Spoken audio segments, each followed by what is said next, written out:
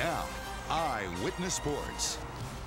Who wouldn't want to leave a losing team to join a playoff contender? Well, apparently San Diego Padre outfielder Brian Giles, who invoked a no-trade clause to block a waiver deal with the Red Sox. Giles grew up in San Diego and didn't want to leave his family to go east. It's white versus red in Chicago this weekend as the Sox meet the Sox. Here, former Red Sox Orlando Cabrera struck a two-run double in the fifth off John Lester. Chicago up 3-0.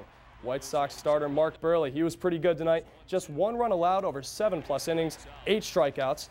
Down 4-zip though in the 8th. The Red Sox did make it a game as Dustin Pedroia goes deep here off Octavio Dotel. A 3-run home run. The lead cut to 4-3.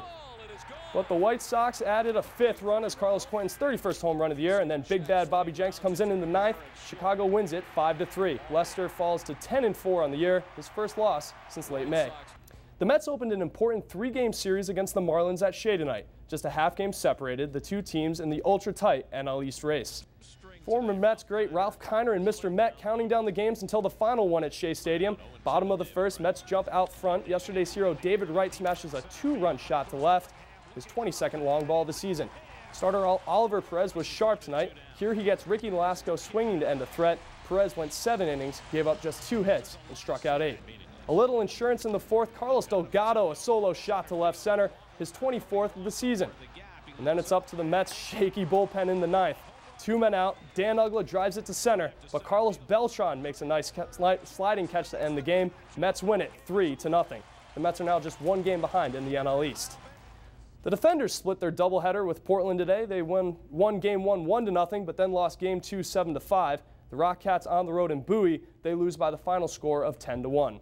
Posing, smiling, and answering the same question numerous times, that was the drill for the UConn football team this afternoon in stores. Husky Media Day for Cody Brown and company. UConn is the preseason pick to finish 6th out of 8 teams in the Big East. This despite a 9-win regular season and Big East championship a year ago. Some called experts are convinced that last year was a fluke. It's all right with me. I like climbing up the ladder, you know. It gives you that chip to put on your shoulder or whatever and just makes you go even harder, I feel. But the one thing is, you know, regardless of what anybody thinks, nobody can ever take that ring away that they got. So, to me, it really doesn't matter to me what they say because we've got the ring on our finger and, that's the bottom line.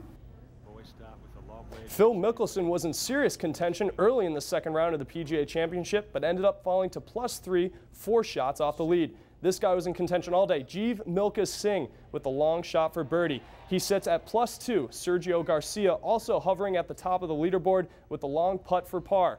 He's tied for 7th, but the man at the top, J.B. Holmes, sinking the long birdie putt on 14. He's currently the leader at 1 under par. You can catch third and final round coverage this weekend right here on CBS and Channel 3.